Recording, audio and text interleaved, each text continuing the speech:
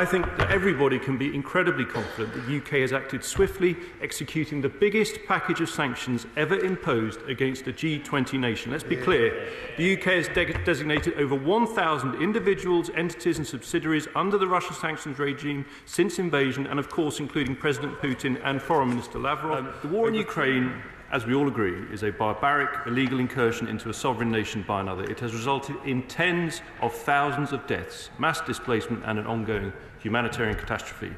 We will always stand up for our friends and allies, and we are proud to have led the world's response in partnership with our allies in supporting Ukraine in their fight against Putin's aggression. We'll deliver tanks to roll back any Russian advance, continue providing aid to help Ukrainians as they defend their homeland, and have unveiled the most stringent sanctions on any country at any time in our history.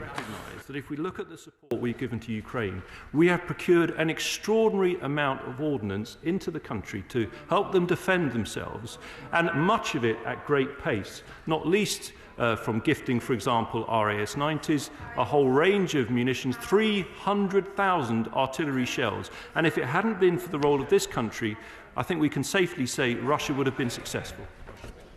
We have constantly stood shoulder to shoulder with the government, not just in supporting Ukraine as they did in opposition, but in being clear that the only tolerable peace is one secured on terms acceptable to the government in Venezuela.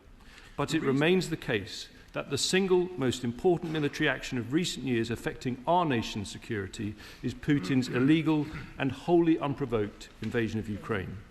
The ensuing war has led to terrible loss of life, and we all want peace.